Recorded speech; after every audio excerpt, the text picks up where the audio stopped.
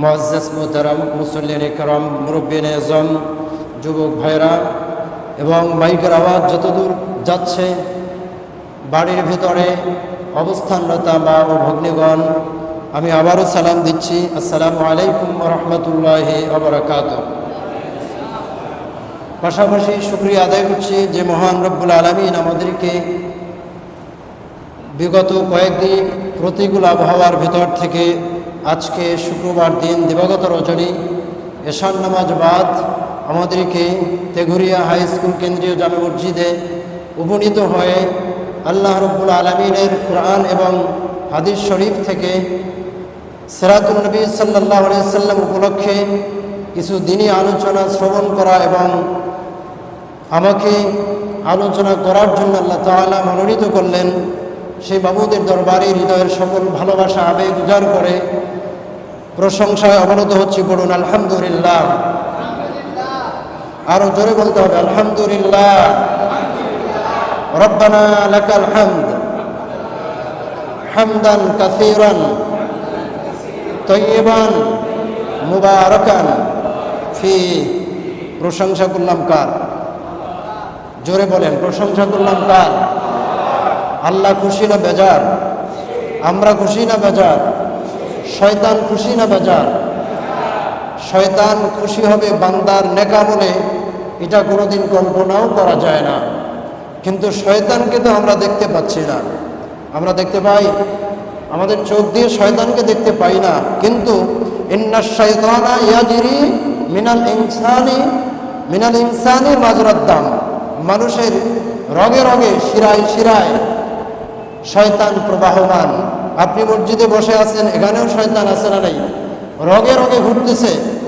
সুতরাং মসজিদে থাকা অবস্থায়ও শয়তান মানুষকে প্রবঞ্চনায় ফেলতে পারে, ধোকায় ফেলতে পারে, ঠিক না ব্যাঠি? সম্মানীয় হাজিরিন, সম্মানীয় উপস্থিতি, আমরা জানি আজকে সিরাতুন নবী সাল্লাল্লাহু আলাইহি সাল্লাম উপলক্ষে আজকে আমাদের এই আয়োজন, এই অ্যারেঞ্জমেন্ট। কিন্তু সিরাতুন নবী এইটার পরিবর্তে আগে, অর্থাৎ এই সরকারের আগে আওয়ামী লীগ সরকারের আমলে বেশি পালিত হতো ঈদে মিলাদুন নবী, ঠিক না ব্যাঠি? ঈদে মিলাদুন নবী দেশের প্রায় জায়গায় এটা পালিত হতো। কারণ হচ্ছে তখন ঈদে মিলাদুন নবী এই কথাটাকে, এই সিস্টেমটাকে বেশি প্রাধান্য দেওয়া হতো। আর কিছুটা হলেও এবছর পরিবর্তন হয়ে সিরাতুন নবী সাল্লাল্লাহু আলাইহি সাল্লাম এই নামটা আমাদের মধ্যে আসছে। এই নাম দেওয়া এবং এই নামে আল্লাহ রাসূলের উপর আলোচনা করা বা কোনো প্রোগ্রাম করা, এটা সারা পৃথিবীর ওলামায়ে কেরাম একমত, এটা নিয়ে কোনো ইখতিলাফ নেই। সুবহানাল্লাহ বলি। তো এই জন্য আজকে যেই নাম দিয়ে সিরাতুন নবী সাল্লাল্লাহু আলাইহি সাল্লাম উপলক্ষে আমরা আয়োজন করে আমরা এখানে বসলাম, তো এটা অশেষ মেহেরবানি। আল্লাহ রাব্বুল আলামিন আমাদেরকে সৌভাগ্যবান করেছেন, আমাদেরকে সুযোগ দান করেছেন এমন একটা সিঙ্গিং প্রেস প্রোগ্রামে জয়েন করার জন্য। সে বাবুদের দরবারে আর একবার শুকরিয়া আদায় করছি, আলহামদুলিল্লাহ। সম্মানীয় উপস্থিতি, একটি আয়াত কোরআনুল কারীম থেকে তেলাওয়াত হয়েছে। লাকাদ কানা লাকুম ফি রাসূলিল্লাহি উসওয়াতুন হাসানা। এই আয়াতটার মধ্যে কি আছে, এর ইনার মিনিংসটা কি, এর অন্তর্নিহিত তাৎপর্যটা কি, এটা আমরা এখানে যারা বসা আছি অধিকাংশ মানুষ জানে। কারণ এখানে আমি দেখতে পাচ্ছি বেশিরভাগ মানুষ ইসলামী আন্দোলন করেন, ইসলামী বিপ্লবী আন্দোলনের নেতাকর্মীরা এখানে বসে আছেন। সুতরাং আমরা যারা ইসলামী দল করি, ইসলামিক আন্দোলনের কর্মী যারা, তাদের এ সমস্ত আয়াতের অর্থ, তর্জমা, তাফসীর জানা থাকে। তো নিশ্চয়ই আপনারা জানেন আল্লাহ তাআলা রাসূল করিম সাল্লাল্লাহু আলাইহি সাল্লাম সম্পর্কে কি বলেছেন। লাকাদ কানা লাকুম ফি রাসূলিল্লাহি উসওয়াতুন হাসানা। এখানে পৃথিবীর মানুষকে অ্যাড্রেস করেছেন, পৃথিবীর সমস্ত মানুষকে বলেছেন যে তোমরা, তোমাদের মধ্যে, তোমাদের জন্য আল্লাহ রাসূলের মধ্যে একটা আদর্শ রয়েছে। সে আদর্শ হচ্ছে উত্তম চরিত্র। সুবহানাল্লাহ। কি চরিত্র? উত্তম চরিত্র। তামাম পৃথিবীর মানুষ আদর্শ অনুসরণ করবে আমাদের আদর্শ হচ্ছে মুহাম্মদ রাসূলুল্লাহ সাল্লাল্লাহু আলাইহি ওয়াসাল্লাম। একবার জোরে সুবহানাল্লাহ বলি। সেই নবী আমাদের মধ্যে কি আছেন? আমাদের মধ্যে নাই। কিন্তু আল্লাহ রাসূল যখন চলে যাবেন তখন দুটো জিনিস রেখে গিয়েছেন। দুইটা জিনিস, তারাক্তু ফিকুম আমরাইন লান তাদিল্লু মা তামাসসাকতুম বিমা কিতাবাল্লাহ ওয়া সুন্নতি রাসূলিহি। আল্লাহর কালাম এবং রাসূল করিম সাল্লাল্লাহু আলাইহি সাল্লামের হাদিস শরীফ, সুন্নাত, এই দুইটা জিনিস আমাদের জন্য রেখে গিয়েছেন। সুতরাং কোরআনুল কারীম আমাদের মধ্যে আছে, এটা কিন্তু চুমু খাওয়ার জন্য না। কোরআনুল কারীমকে আমাদের পা থেকে মাথা পর্যন্ত আমল করার জন্য কোরআনুল কারীমের মধ্যে অনেক হুকুম আহকাম লিপিবদ্ধ আছে। আল্লাহর পক্ষ থেকে 1400 বছর আগে অবতীর্ণ করা হয়েছে, এখনো যদি আছে কিয়ামত পর্যন্ত থাকবে। আর এই কোরআনুল কারীম যারা আঁকড়ে ধরবে ঐক্যবদ্ধভাবে, ওয়াতাসিমু বিহাবলিল্লাহি জামিয়া, তারা কখনো কি হবে না? তারা লান তাদিল্লু, তারা কখনো পথভ্রষ্ট হবে না। হবে নাকি? তারা কখনো পথভ্রষ্ট হবে না। ভাইরা আমার, রাসূল করিম সাল্লাল্লাহু আলাইহি সাল্লামের চরিত্রের সাথে কোনো চরিত্র তুলনা করা যায় না। তিনি ছিলেন একজন ইনকম্পারেবল লিডার অফ মেন। যত পুরুষ আছে পৃথিবীতে, সমস্ত পুরুষের সর্দার ছিলেন তিনি। তিনি ছিলেন আপনার বেটার অফ দ্য বেস্ট। যারা সবচেয়ে ভালো মানুষ, এই ভালো মানুষগুলোর থেকেও তিনি ভালো ছিলেন। আর এই সার্টিফিকেট আল্লাহ রাব্বুল আলামিন কোরআনুল কারীমে প্রদান করেছেন। কিন্তু কোরআনুল কারীমের পাশাপাশি পৃথিবীতে যত মানুষ আসছে, যত মনীষী আছে, এই মনীষীদের ভেতর থেকেও আল্লাহ রাসূল সম্পর্কে সার্টিফাই করা হয়েছে। সুবহানাল্লাহ বলেন। আল্লাহ রাসূলের চরিত্র যে সবচেয়ে ভালো, এটার সার্টিফাই করেছেন সারা পৃথিবী বিখ্যাত যত পণ্ডিত আছে, যত মহাশয় আছে, যত বিখ্যাত ব্যক্তি আছে, সবাই এটাকে স্বীকার করে নিয়েছেন। একজন বিখ্যাত পণ্ডিত মাইকেল এইচ হার্ট, তিনি একটি কিতাব লিখেছেন। এই কিতাবটার নাম আপনারা জানেন অনেকে। বলতে পারেন সে বইয়ের নাম কি? দি হান্ড্রেড নামে একটা বই তিনি লিখেছেন। এই বইটার মধ্যে তাম পৃথিবী বিখ্যাত, পৃথিবীর শুরু থেকে আজ অবধি যত পণ্ডিত আছে, সকল পণ্ডিতকে বেছে তাদের জীবনী স্টাডি করে, রিসার্চ করে, গবেষণা করে মাইকেল এইচ হার্ট তিনি দেখলেন যে কোন লোকটাকে সবার আগে নাম দেওয়া যায়। এই দি 100 বইয়ের মধ্যে 100 মনীষীর নামের স্থান পেয়েছে, জীবনী স্থান পেয়েছে ওই বইয়ের মধ্যে। তিনি দেখলেন যে আখিরি জামানার নবী মুহাম্মদ রাসূলুল্লাহ সাল্লাল্লাহু আলাইহি সাল্লাম, তার নামটা আগে দিতে হয়, কারণ তার চরিত্রের মতো চরিত্র, তার জীবনীর মতো জীবনী আর কোন পণ্ডিতের নাই। সুবহানাল্লাহ। মাইকেল এইচ হার্ট তিনি মুসলমান। মাইকেল এইচ হার্ট কি মুসলমান? কথা বলেন। মুসলমান না, তিনি কি একজন খ্রিস্টান। খ্রিস্টান হওয়ার পরেও তিনি বললেন, by choice of Muhammad to lead the list of the world most influential persons may surprise some readers, may be questioned by others, but he was the only man in history who was supremely successful on both the religious and secular level. It is probable that the relative influence of Muhammad on Islam has been larger than the combined influence of Jesus Christ and Saint Paul on Christianity. তিনি বললেন যে তাম পৃথিবীর মনীষীদের মধ্যে আমি মুহাম্মদ সাল্লাল্লাহু আলাইহি ওয়াসাল্লামকে 1 নম্বরে গণনা করব। Ranking of the most influential persons, তিনি হচ্ছেন র্যাঙ্কিং এর দিক থেকে 1 নম্বরে, তার সাথে কোনো তুলনা নাই, কোনো কম্পেয়ার নাই।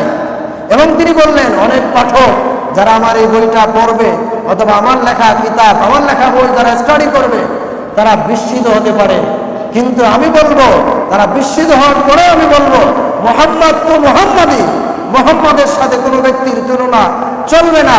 এমনকি আমার ধর্ম, খ্রিস্টান ধর্মের বিখ্যাত 2 জন পণ্ডিত, জেসাস খ্রিস্ট এবং সেন্ট পল, এই 2 জন যে খ্রিস্ট ধর্মের প্রধান পণ্ডিত, ধর্মগুরু, ওনাদের the combined influence of on the খ্রিস্টিয়ানিটির উপরে, খ্রিস্ট ধর্মের উপরে তাদের 2 জনের যে যৌথ গবেষণা বা যৌথ প্রচেষ্টা, যৌথ আপনার শক্তি, এই দুইজনের শক্তি একাকার করলেও মুহাম্মদ সাল্লাল্লাহু আলাইহি ওয়াসাল্লামের একজনের শক্তি তাদের দুইজনের থেকে বেশি হবে। সুবহানাল্লাহ। এটা হচ্ছে আধ্যাত্মিক শক্তি। সুতরাং আল্লাহ রাব্বুল আলামিন মুহাম্মদ সাল্লাল্লাহু আলাইহি ওয়াসাল্লামকে যে রুহানি কুওয়াত দান করেছেন, যে অলৌকিক শক্তি দান করেছেন, যে চারিত্রিক বৈশিষ্ট্য দান করেছেন, এই চারিত্রিক বৈশিষ্ট্যের মতো বৈশিষ্ট্য তাম পৃথিবীর অন্য কোনো মানুষের হবে না। সুতরাং মুহাম্মদ সাল্লাল্লাহু আলাইহি ওয়াসাল্লাম এর চরিত্র, এর আদর্শ জীবন বিধান যারা মেনে নিবে তারা ইহকাল এবং পরকালে উভয় কালে তারা সফলকাম হবে। ঠিক না ঠিক? আমাদের ইহকালে কল্যাণের দরকার আছে না নাই? ইহকালে কল্যাণের দরকার আছে, দরকার আছে। কারণ এটা আল্লাহ শিখাইয়া দিয়েছেন। নামাজের পরে আমরা পড়ি রব্বানা আতিনা ফিদ দুনিয়া হাসানা ওয়া ফিল আখিরাতি হাসানা। আছে না নাই? আমরা দুনিয়ায় হাসানা চাই আর পরকালেও হাসানা চাই। তার মানে দুনিয়ায় বেঁচে থাকতে হবে ভালোভাবে, মঙ্গলজনকভাবে, কল্যাণ নিয়ে বেঁচে থাকতে হবে। দরকার আছে না নাই? ভাইরা আমার, খ্রিস্ট বৌদ্ধ ধর্মের একজন পণ্ডিত গৌতম বুদ্ধর আপনারা নাম শুনেছেন। গৌতম বুদ্ধ তিনি যখন বিদায় নেবেন, বিদায় নেওয়ার প্রাক্কালে তিনি তার ভিক্ষুদেরকে, গৌতম বুদ্ধ তার শিষ্যদেরকে উদ্দেশ্য করে বলেছেন, বিশেষ করে আনন্দ নামক একজন তার সহচর ছিল, তাকে বললেন, আনন্দ প্রশ্ন করলেন, হে বুদ্ধ, আপনি যখন থাকবেন না তখন আমাদেরকে কে ধর্মীয় জ্ঞান কে শিক্ষা দিবে? আপনি আমাদেরকে বলে দেন। তখন গৌতম বুদ্ধ বললেন, I am not the first Buddha that came upon that, nor shall I be the last. In one time another Buddha will arise with endowed with wisdom in conduct. He will proclaim a religious life wholly perfect and pure. আমার পরে একজন বুদ্ধ আসবে, আমি কিন্তু প্রথম বুদ্ধ নই এবং আমি শেষ বুদ্ধ নই। আমার পরে আরো একজন বুদ্ধ আসবে, তার মতে তিনি পরিচিতি লাভ করবে। আনন্দ প্রশ্ন করলেন, আমরা তাকে চিনব কেমনে? How shall we know him, আমরা তাকে চিনব কিভাবে? তখন গৌতম বুদ্ধ উত্তর দিলেন, he will be known as Maitreya নামে তিনি পরিচিতি লাভ করবেন। মৈত্রীয় শব্দের অর্থ হচ্ছে, ডক্টর জাকির নায়েকের লেকচারে আপনারা শুনেছেন, মৈত্রীয় শব্দের অর্থ প্রশংসিত, অর্থাৎ মুহাম্মদ রাসূলুল্লাহ সাল্লাল্লাহু আলাইহি ওয়াসাল্লাম। আর এই মুহাম্মদ সাল্লাল্লাহু আলাইহি ওয়াসাল্লাম তিনি কি নিয়ে আসছেন? আল্লাহর পক্ষ থেকে কুরআনুল কারীম নিয়ে আসছেন। গৌতম বুদ্ধ বললেন যে চরের ভিক্ষবে চারিতং বহুজন হিতায় বহুজন সুখায় লোকানু কম্বায়, অর্থাৎ হিতাস সুখাস দেব মনুষ্যানুং মা কেন্দ্র অপমিত্র ধম্ম আদি কল্যাণং মজ্জ কল্যাণং পরিদূষণ কল্যাণং সাধ্যং শব্দাঞ্জনং কেবল পরিপূর্ণ পরিশুদ্ধ ব্রহ্মচারীজং প্রকাশে। তিনি বললেন যে তোমরা মানুষের মধ্যে এমন ধর্ম প্রচার করো, যেই ধর্মের শুরুতে কল্যাণ, যেই ধর্মের শেষে কল্যাণ, যেই ধর্মের মাঝখানে কল্যাণ, সকলের মঙ্গলের জন্য, সকলের হিতের জন্য, সুখের জন্য, শান্তির জন্য এমন ধর্মের প্রচার করো। তিনি বলেন নাই যে বৌদ্ধ ধর্ম প্রচার করো, তিনি বলেন নাই খ্রিস্ট ধর্ম প্রচার করো, তিনি বললেন শান্তির ধর্ম প্রচার করো। সুতরাং শান্তির ধর্ম কোনটা? শান্তির ধর্ম হচ্ছে ইসলাম। আর এই ইসলাম যারা ধরবে, ইসলামকে যারা জীবন বিধান হিসাবে, কমপ্লিট কোড অফ লাইফ হিসাবে মেনে নেবে, তাদের ইহকাল পরকালে কোনো কালে কোনো ভয় নাই। তাদের আছে কি? জয়। ইযা জাআ নাসরুল্লাহি ওয়াল ফাতহু, যখন আল্লাহর সাহায্য আসবে তোমরা কি করো? তখন রাআইতান নাসা ইয়াদখুলুনা ফি দীনিল্লাহি আফওয়াজা, তখন তোমরা দেখবে দিনের পথে মানুষ দলে দলে প্রবেশ করছে। আর তোমরা তখন মনে করো না যে এই বিজয়টা তোমাদের শক্তি দিয়ে তোমরা বিজয় অর্জন করেছো। এই ক্রেডিটটা হচ্ছে আল্লাহ রাব্বুল আলামিন এর। কারণ আল্লাহর পক্ষ থেকে যদি মদদ না আসে, সাহায্য না আসে, পৃথিবীর কোনো মানুষ বিজয় অর্জন করতে পারে না। সুতরাং আল্লাহর শুকরিয়া আদায় করো, ফাসাব্বিহ বিহামদি রাব্বিকা, আল্লাহর তাসবিহ করো, প্রশংসা করো, এবং আস্তাগফিরহু ইন্নাহু কানা তাওয়াবা, তোমাদের কৃতকর্মের জন্য, অপকর্মের জন্য আল্লাহর দরবারে ইস্তিগফার করো, তওবা করো। দরকার আছে না নাই? কথা বলেন, দরকার আছে না নাই? সুতরাং আল্লাহ তাআলা আমাকে শক্তি দিয়েছেন, হাত দিয়েছেন ধরার জন্য, মুখ দিয়েছেন কথা বলার জন্য, পা দিয়েছেন হাঁটার জন্য, দেহ দিয়েছেন সব কাজ করার জন্য। সুতরাং এরকম দেহ ছাড়া মানুষ আছে, এরকম দেহ আছে কিন্তু কাজ করতে পারে না, হাত শক্তি নাই, কথা বলার শক্তি নাই, জিহ্বা আছে কিন্তু কথা বলতে পারে না, মাথা আছে, ব্রেন আছে কিন্তু ব্রেন দিয়ে কাজ করতে পারে না, পা আছে কিন্তু পা দিয়ে চলতে পারে না। এরকম লোক আছে না নাই? আল্লাহ তার ইচ্ছা করলে আপনাকে আমাকে এইভাবে বিকলাঙ্গ বানাতে পারতেন কি পারতেন না? পারতেন। কিন্তু আল্লাহ তাআলা আপনাকে আমাকে শক্তি দিয়েছেন, এই শক্তিটা ইসলামের পথে, ইসলামের সমাজ বিনির্মাণের জন্য এই শক্তি প্রয়োগ করতে হবে। আমরা রাজি আছি তো মুসলমান? এই শক্তি প্রয়োগ করতে হবে কিসের কাজে? ইসলামিক সমাজ নির্মাণের জন্য আমরা এই শক্তি প্রয়োগ করব। আল্লাহ তাআলা আমাদেরকে তৌফিক দান করুন। সম্মানীয় হাজিরিন, সম্মানীয় উপস্থিতি, তাম পৃথিবী বিখ্যাত একজন পণ্ডিত, ভারতের জাতির পিতা, নাম কি? মহাত্মা গান্ধী। নাম কি? মহাত্মা গান্ধী। মহাত্মা গান্ধী তিনি একটা কনফারেন্সে গেলেন, আমেরিকাতে একটা কনফারেন্সে গেলেন। তিনি বললেন my visit to South Africa, আফ্রিকাতে গিয়েছিলেন। কানেকশন দ্য মুসলিম অ্যাফেয়ার্স, মুসলমানদের সাথে একটা সখ্যতা তৈরি হওয়ার কারণে আমি সাউথ আফ্রিকাতে একটা ইনভাইট পেয়ে দাওয়াতে গিয়েছিলাম। ওখানে গিয়ে আমি দেখলাম মুসলমানদের কৃষ্টি কালচার, মুসলমানদের কাজকর্ম, মুসলমানদের আদর্শ, আমি তাদের কাজকর্ম দেখে মুগ্ধ হয়ে গেলাম। এবং মুগ্ধ হওয়ার পরে আমি চিন্তা করলাম এরা কার আদর্শ অনুসরণ করে। আমি দেখলাম এরা মুহাম্মদ সাল্লাল্লাহু আলাইহি সাল্লামের উম্মত। সুতরাং তাদের ধর্ম প্রবক্তা মুহাম্মদ সাল্লাল্লাহু আলাইহি সাল্লাম, এই মুহাম্মদের জীবনী আমাকে পড়তে হয়। I felt it to be my duty to study the life of the prophet Muhammad সাল্লাল্লাহু আলাইহি সাল্লাম।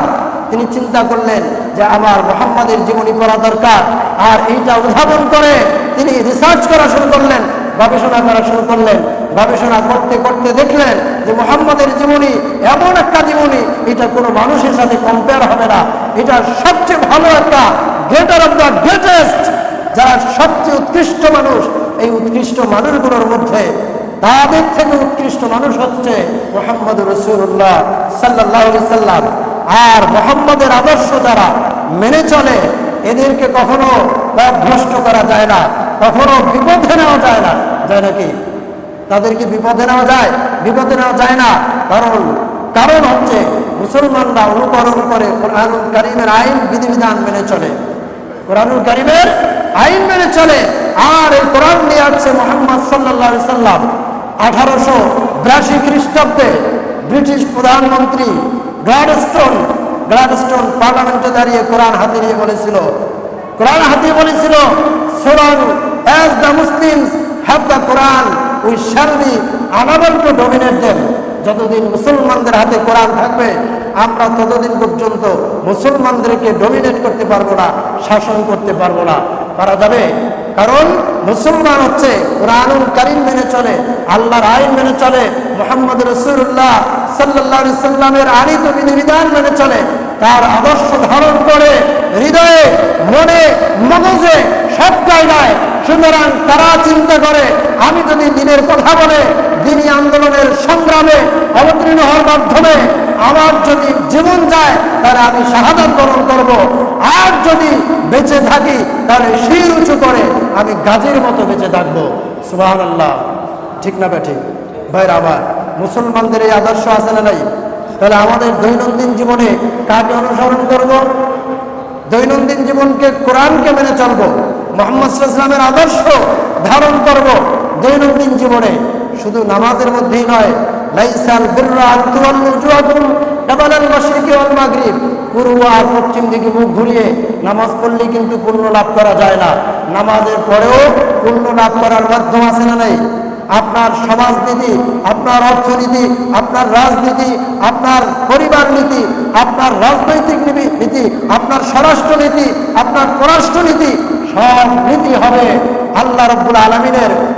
তাহলে আমাদের ইহকালে শান্তি এবং পরকালে মুক্তির বিশাল বাগিচায় উপনীত হতে পারবো। আল্লাহ রাব্বুল আলামিন আপনাকে, আমাকে, সবাইকে ইসলামের রশিকে ঐক্যবদ্ধভাবে আঁকড়ে ধরার তৌফিক দান করুন। সবাই বলে আমিন। ওয়া আখিরু দাওয়ানা আনিল হামদুলিল্লাহি রাব্বিল আলামিন।